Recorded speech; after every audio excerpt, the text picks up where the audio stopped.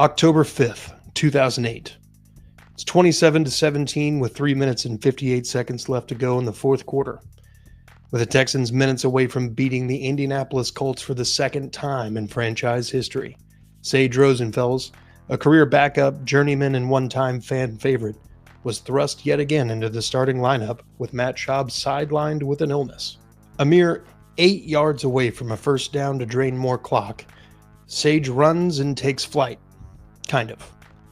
Only to be hit midair and spun around like the propeller of a helicopter, causing a fumble that is returned 68 yards for a touchdown by the Colts linebacker, Gary Brackett.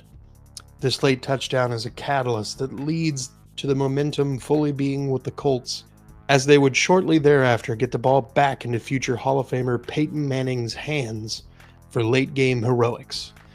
This moment was so impactful to Sage that he couldn't find his groove for any of the games he played in 2008. This play, this moment and game became known as the Rosen Copter. But how did we get here? Join me as we take a look at one of the most infamous plays in Texans history. It's 2008. The Texans are coming off their first 8-8 record in team history. The first 3 games are all losses with Schaub at the helm.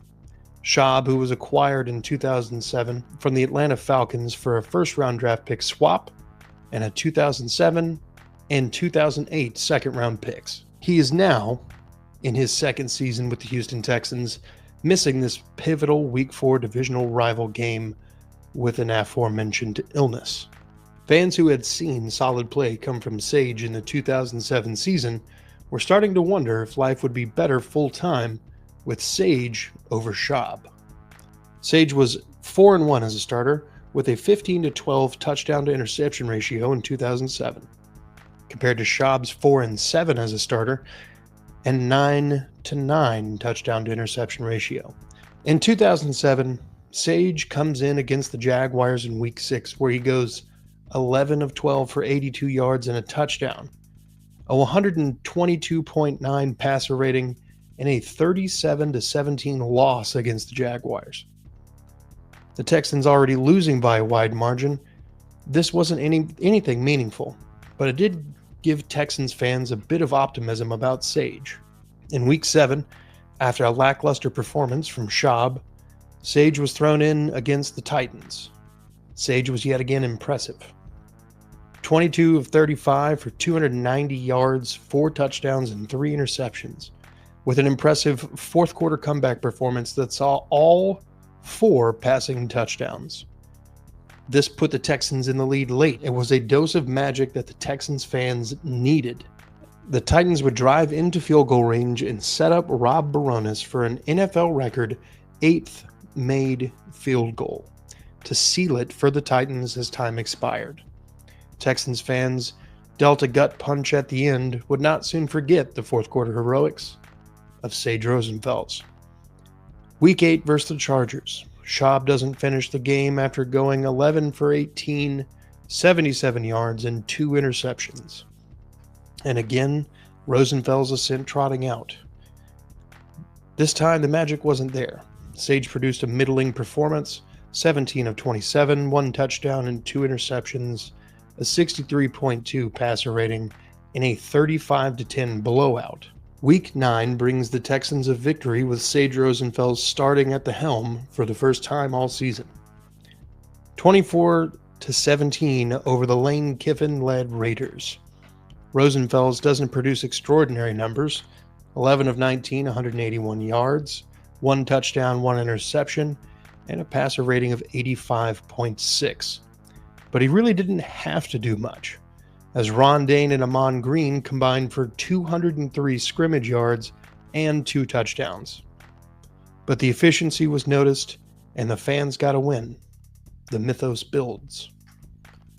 With a Week 10 bye and Schaub returning to the starting lineup, Sage had to wait to see game action yet again. The Texans now sitting at 5-6 in Week 13 versus the Titans. Schaub leaves the game early with an injury, and Sage comes in with the last seconds of the first quarter draining off, tied at 7. 17 for 30, 185 yards, 1 touchdown, 1 interception, 72.2 passer rating. Often targeting Andre Johnson, who piled up 9 receptions, 116 yards, and a touchdown in the second half, and the Texans would lose 28-20 in a heartbreaker to the Titans. Now comes the 4-game run at the end of the year that most Texans fans at the time remember, winning 3 of the last 4 games to finish 8-8 again. Starting off with a Week 14 28-14 win over Tampa Bay, Sage put on a clinic 27 of 36 for 209 yards, 3 touchdowns, no interceptions, 116.6 passer rating. In Week 14, in a meeting of teacher and student, Mike Shanahan comes to Houston to go against his disciple Gary Kubiak. The student would beat the teacher on this day. 31-13, Sage yet again does his part playing efficient football. 16 of 27 for 200 yards, 1 touchdown, 1 interception, and also 1 rushing touchdown from 5 yards out early in the first quarter. Week 16 would ensure the Texans would not have a winning record this year, with a 38-15 loss to the rival Colts. Sage couldn't stay in the flow after the Texans opened the game with a 17-yard touchdown pass to Kevin Walter. Peyton Manning and company would put 38 unanswered points in the second and third quarters to separate themselves 38-7. A late score from Andre Johnson makes the Texans 15 points.